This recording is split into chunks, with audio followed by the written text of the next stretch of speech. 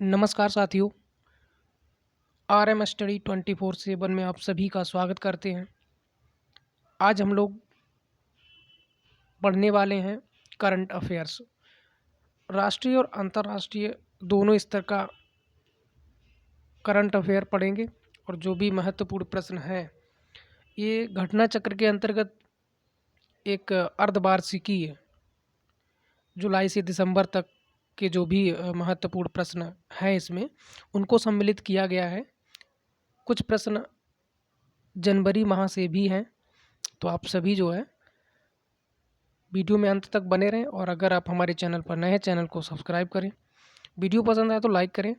तो current affair के प्रश्न जो कि अति महत्वपूर्ण हैं आपकी आने वाली परीक्षाओं के लिए, तो चलिए हमारे साथ जुड़िए और शुरू करते हैं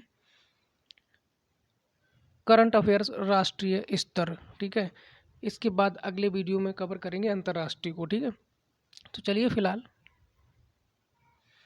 शुरू करते हैं। आपकी स्क्रीन पर दिख रहा होगा पहला प्रश्न। वाइब्रेंट गुजरात वैश्विक शिखर सम्मेलन 2024 का आयोजन कब किया गया? तो इसका आपका आंसर हो जाएगा 10 से 12 जनवरी 2024 को किया गया। और वर्ष 2024 में इसका कौन सा संस्करण आयोजित किया गया? तो ये हो जाएगा 10वां संस्करण। पश्चिम बंगाल सरकार ने किस दिन को राज्य दिवस के रूप में मनाने का, चलिए फिर से पढ़ते हैं। पश्चिम बंगाल सरकार ने किस दिन को राज्य दिवस के रूप में मनाने हेतु अधिसूचना जारी की है? और ये अधिसूचना 1 जनवरी 2024 के लिए जो है जारी की गई है। और किस दिन को जो है राज्य दिवस मनाने के लिए जारी की गई है? तो ये आपकी हो जाएगी पोयला बैसाख। ये पोयला बैसाख का दिन है। उस दिन को जो है पश्चिम बंगाल स्थापना दिवस के रूप में मनाने हेतु एक अधिसूचना जो है पश्चिम बंगाल सरकार के द्वारा जारी की गई। पश्चिम बंगाल सरकार ने किस गीत को राज्य गीत के रूप में अधिसूचित किया है? तो ये आपका हो जाएगा बांग्लार माटी बांग्लार जल, जो कि रविंद्रनाथ टैगोर द्वारा रचित है। केंद्रीय मंत्रिमंडल ने किस हवाई अड्डे को अंतर्राष्ट्रीय विमानपत्तन घोषित किया है? तो ये किया है सूरत हवाई अड्डा, जो कि गुजरात में है। और कब? 15 दिसंबर 2023 को। भारत का पहला पूर्णतः इंटीग्रेटेड स्कूल ऑफ सस्टेनेबिलिटी कहाँ लॉन्च किया गया? तो ये आपका आईआईटी कानपुर में। तो ये कोटक महिंद्रा बैंक एवं आईआईटी कानपुर की साझेदारी से जो है लॉन्च किया गया है। और कब लॉन्च किया गया है? 14 दिसंबर 2023 को।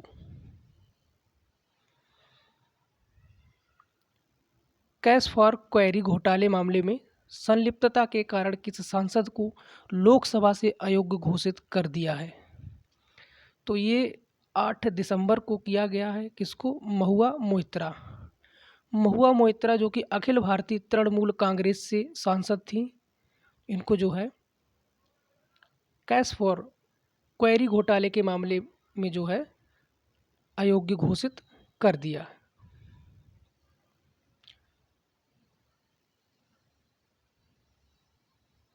महुआ मोइत्रा किस लोकसभा सीट से सांसद थी?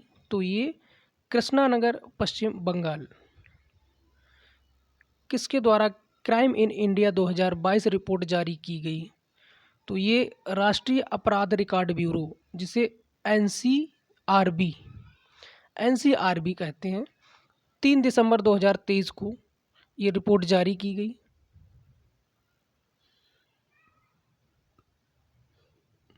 रिपोर्ट के अनुसार प्रति लाख जनसंख्या पर अपराध दर वर्ष 2021 से 445.9 से घटकर वर्ष 2022 में कितनी हो गई?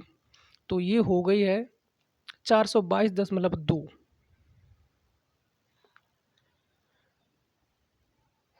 प्रति लाख जनसंख्या पर सबसे कम अपराध किस महानगर में दर्ज किए गए? तो ये आपका कोलकाता। और अगला है आपका विश्व के पहले पोर्टेबल अस्पताल का अनावरण कहाँ किया गया? तो ये गुरुग्राम हरियाणा 2 दिसंबर 2023 को। इस अस्पताल का क्या नाम है? तो ये जो है नाम आरोग्य मैत्री एड क्यूब। अगला है इसे किस परियोजना के तहत निर्मित किया गया? तो इसे भीष्म परियोजना के तहत निर्मित किया गया। आगे चलते हैं।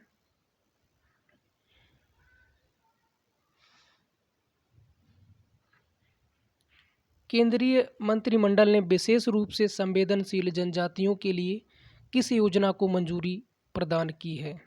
तो ये प्रधानमंत्री जनमन योजना, जो कि नवंबर 2023 में लॉन्च हुई है, इसको जो है मंजूरी प्रदान की है। किसके लिए? संवेदनशील जनजातियों के लिए। अगला आपका प्रधानमंत्री जनमन का विस्तारित रूप क्या है? तो प्रधानमंत्री जनजाति आदिवासी न्याय महाअभियान। अगला है द हम्प नामक द्वितीय विश्व युद्ध संग्रहालय का उद्घाटन कहाँ किया गया? तो ये पासीघाट अरुणाचल प्रदेश में 29 नवंबर 2023 को। द हम्प, ठीक है, याद रखेंगे। द हम्प नामक जो है एक संग्रहालय, द्वितीय विश्व युद्ध का संग्रहालय, इसका एक उद्घाटन किया गया है 29 नवंबर 2023 को पासीघाट अरुणाचल प्रदेश में। केंद्रीय मंत्रिमंडल ने किस समूह को ड्रोन उपलब्ध कराने से संबंधित एक योजना को मंजूरी दी है? तो ये आपकी हो जाती है महिला स्वयं सहायता समूह, ठीक है, जो कि 29 नवंबर 2023 को मंजूरी प्रदान की गई है। अगला है आपका 10,000वें जन औषधि केंद्र का उद्घाटन कहाँ किया गया? तो ये किया गया एम्स देवघर झारखंड, जो कि 30 नवंबर 2023 को किया गया। आयुष्मान भारत हेल्थ और वेलनेस सेंटर का नाम बदलकर क्या कर दिया गया? तो इसका नाम कर दिया गया आयुष्मान आरोग्य मंदिर। 26 नवंबर 2023 की बात है। काशी तमिल संगमम का दूसरा चरण कब आयोजित किया गया? तो ये 17 से 30 दिसंबर के बीच जो है काशी तमिल संगमम का दूसरा चरण आयोजित किया गया। यह संगमम कहाँ आयोजित किया गया? तो ये वाराणसी, उत्तर प्रदेश। अगला आपका आता है गुजरात ने किस मछली को राज्य मछली घोषित किया है? तो गुजरात ने जो है एक मछली है घोल मछली, उसको राज्य मछली के रूप में जो है घोषित किया है 21 नवंबर 2023 को।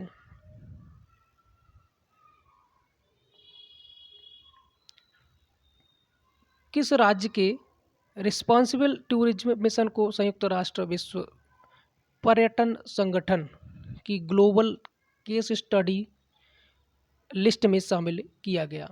तो ये हो जाएगा केरल, 21 नवंबर 2023 को। विश्व के पहले 3D प्रिंटेड मंदिर का अनावरण कहाँ किया गया? ये किया गया है आपका सिद्दीपेट, तेलंगाना, 22 नवंबर 2023। अगला है आपका साथी पोर्टल किनके द्वारा लॉन्च किया गया? तो साथी पोर्टल आपका केंद्रीय शिक्षा मंत्रालय और IIT कानपुर के द्वारा लॉन्च किया गया। साथी का पूर्ण रूप क्या है? तो ये हो जाएगा आपका self assessment test and help for entrance examination. अग्नि पहल किस मंत्रालय द्वारा लॉन्च की गई है? तो अग्नि पहल जो है केंद्रीय आयुष मंत्रालय के द्वारा नवंबर महीने में जो है लॉन्च की गई। अग्नि से क्या तात्पर्य है? तो अग्नि से आयुर्वेद ज्ञान नैपुण्य पहल। किस शहर से विकसित भारत संकल्प यात्रा का शुभारंभ किया गया? तो ये खूंटी, झारखंड से 15 नवंबर 2023। किस राज्य द्वारा हर बच्चे के लिए हर अधिकार अभियान लॉन्च किया गया? तो ये किया गया उत्तर प्रदेश, 18 नवंबर 2023 को।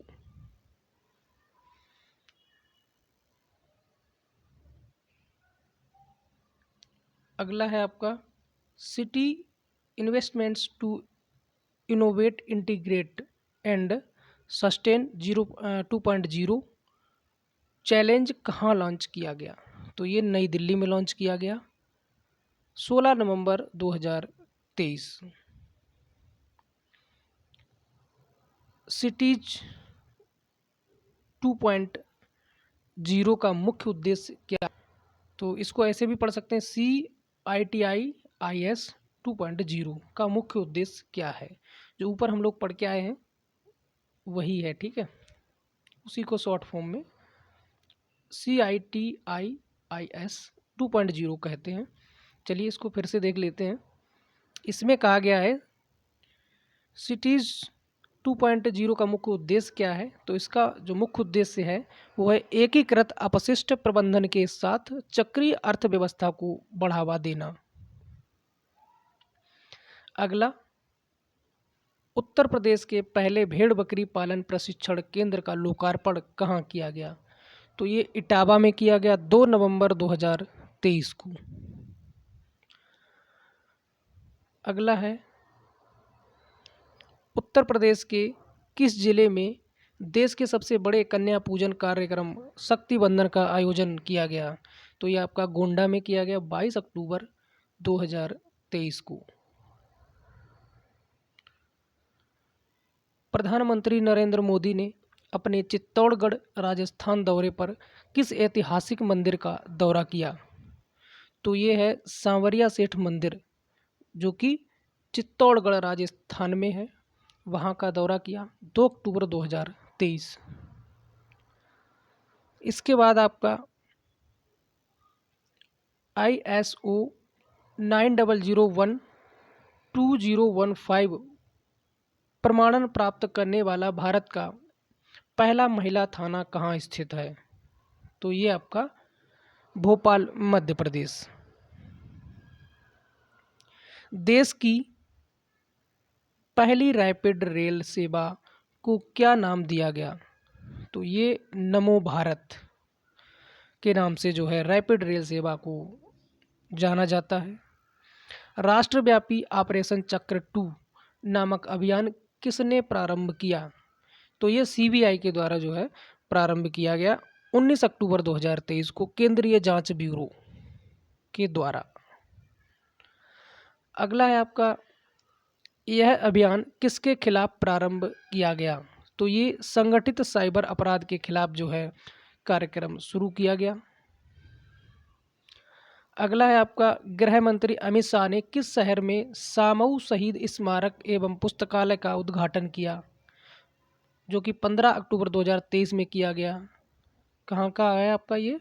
तो ये हो जाएगा गुजरात में जो है गांधीनगर, ठीक है। अगला आपका, यह स्मारक किस क्रांति से संबंधित है? तो ये जो है 1857 की क्रांति से संबंधित है।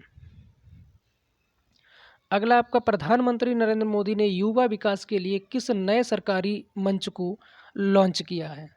तो ये है आपका मेरा युवा भारत, 31 अक्टूबर 2023 को। अगला है, उत्तर प्रदेश राज्य का जलीय जीव किसे घोषित किया गया? तो उत्तर प्रदेश का राज्य जलीय जीव जो है गांगेय डॉल्फिन, गंगा की जो डॉल्फिन है उसे घोषित किया गया। भारत का पहला हरित ऊर्जा पुरातत्व स्थल कौन बना? तो ये बना है आपका तट मंदिर, जो कि तमिलनाडु में है, सितंबर 2023 को। देश का दूसरा राज्य जिसने जाति आधारित सर्वेक्षण कराने की घोषणा की, तो ये आपका हो जाएगा राजस्थान। दूसरे की बात हो रही है यहाँ पर, 7 अक्टूबर 2023 को। तो आपको पता है दूसरा, तो पहला कौन सा होगा? प्रश्न भी आपका लो नीचे आ गया।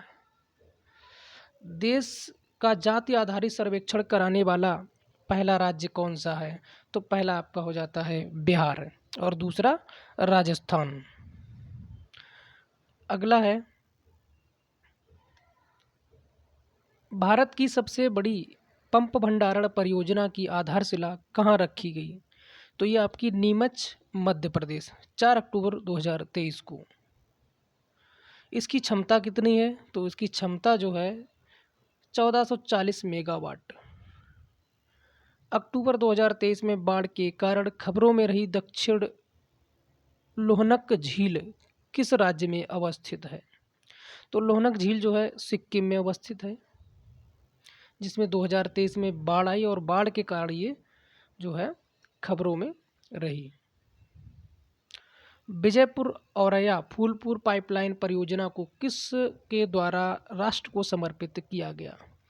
ये प्रधानमंत्री नरेंद्र मोदी के द्वारा 5 अक्टूबर 2023 को। यह परियोजना किन राज्यों में विस्तृत है? तो ये मध्य प्रदेश और उत्तर प्रदेश में, 2 राज्यों में ये जो है परियोजना विस्तृत की गई है। चलिए आगे बढ़ते हैं। इसमें है स्वच्छ भारत मिशन चरण 2 के तहत किस राज्य को 100% ODF प्लस का दर्जा प्रदान किया गया? तो ये उत्तर प्रदेश के द्वारा जो है किया गया, जो कि स्वच्छ भारत मिशन ग्रामीण क्षेत्र के लिए है। दूसरे चरण की बात की जा रही है। तो 28 सितंबर 2023 को। पहला नीलगिरी तहर दिवस कब मनाया गया? तो ये आपका 7 अक्टूबर 2023 को मनाया गया। याद रखेंगे, पहला नीलगिरी तहर दिवस। नीलगिरी तहर किस राज्य का राजकीय पशु है? ये जो नीलगिरी तहर है एक पशु है तमिलनाडु का, ठीक है, राजकीय पशु। पुराने संसद भवन को अब किस नाम से जाना जाएगा? तो पुराने शहर को जो है संविधान संसद के नाम से जाना जाएगा।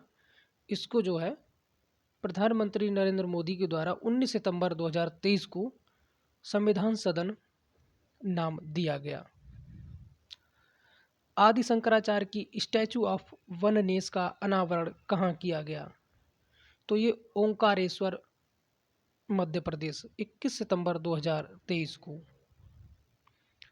महिला आरक्षण विधेयक 2023 लोकसभा में कब पारित किया गया? तो ये 20 सितंबर 2023 को। इस विधेयक को राज्यसभा में कब पारित किया गया? तो 21 सितंबर 2023 को। 20 को लोकसभा में और 21 को जो है राज्यसभा द्वारा पारित किया गया। यह कौन सा संविधान संशोधन विधेयक है? तो ये आपका हो जाएगा 128वां संविधान संशोधन विधेयक। सितंबर 2023 में किस पशु को खाद्य पशु के रूप में मान्यता दी गई है? तो ये आपका मिथुन। केंद्र सरकार ने कारीगरों के लिए कौन सी योजना प्रारंभ की है? तो ये योजना है विश्वकर्मा योजना 17 सितंबर 2023 को।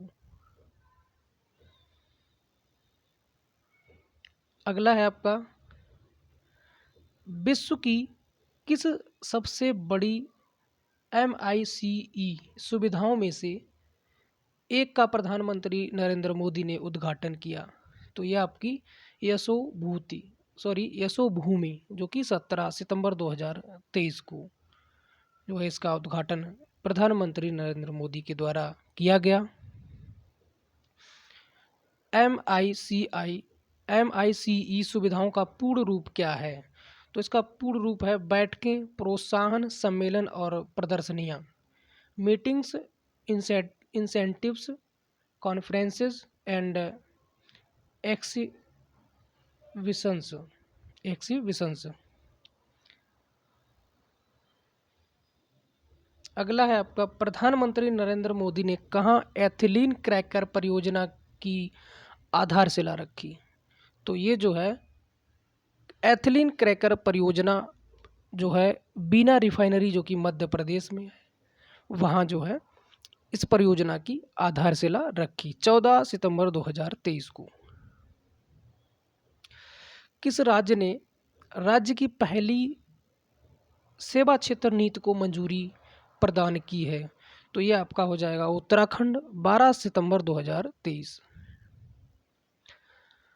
भारतीय सेना ने पूर्व सैनिकों और शहीदों के परिजनों के कल्याण के लिए कौन सा प्रोजेक्ट जो है लॉन्च किया है? तो ये हो जाएगा प्रोजेक्ट नमन, 5 सितंबर 2023 को। अगला है आपका, केंद्रीय मंत्रिमंडल ने उज्ज्वला योजना को किस वर्ष तक विस्तारित करने को मंजूरी प्रदान की है? तो ये आपका वर्ष 2025 से 26 तक। अगला, स्वच्छ वायु सर्वेक्षण 2023 में राष्ट्रीय स्तर पर 10 लाख से अधिक की आबादी पर शीर्ष 3 शहर क्रमशः कौन हैं? तो ये आपके हो जाएंगे, देखिए स्वच्छ वायु सर्वेक्षण की बात की गई है यहाँ पे। पहला हो जाएगा इंदौर, दूसरा आगरा और तीसरा ठाणे। ठीक है। अगला है, केंद्र सरकार ने ऊधमपुर रेलवे स्टेशन का नाम बदलकर क्या रखने को अपनी मंजूरी प्रदान की है? तो ये सितंबर की बात है। शहीद कैप्टन तुषार महाजन रेलवे स्टेशन, ठीक है, ये ऊधमपुर रेलवे स्टेशन का नाम बदलकर किया गया। अगला है, उत्तर प्रदेश राज्य की किस नदी में जटायु क्रूज सेवा प्रारंभ की गई है? तो ये सरयू नदी, ठीक है, जो कि अयोध्या में है। अगला है, उत्तर प्रदेश का परिवाक कहाँ बनाया जा रहा है? तो ये आपका चित्रकूट में बनाया जा रहा है। अगला है, आयुष्मान भव अभियान का उद्घाटन कहाँ से किया गया? तो ये गांधीनगर गुजरात से किया गया आभासी रूप से, 13 सितंबर 2023 को। तो ये थे कुछ महत्वपूर्ण राष्ट्रीय करंट अफेयर के क्वेश्चन जो कि अति महत्वपूर्ण आपकी परीक्षा के लिए। अब जो हैं आते हैं आपके अंतर्राष्ट्रीय स्तर के महत्वपूर्ण प्रश्न, जिनकी चर्चा हम करेंगे अगले वीडियो में। तब तक आप लोग पार्ट 1 को यानी राष्ट्रीय स्तर की खबरों को, राष्ट्रीय स्तर के प्रश्नों को अच्छे से तैयार करें। चलिए चलते हैं, मिलेंगे फिर अगले वीडियो में अगले टॉपिक के साथ, यानी अंतर्राष्ट्रीय करंट अफेयर के साथ। तब तक के लिए नमस्कार, जय हिंद, जय भारत।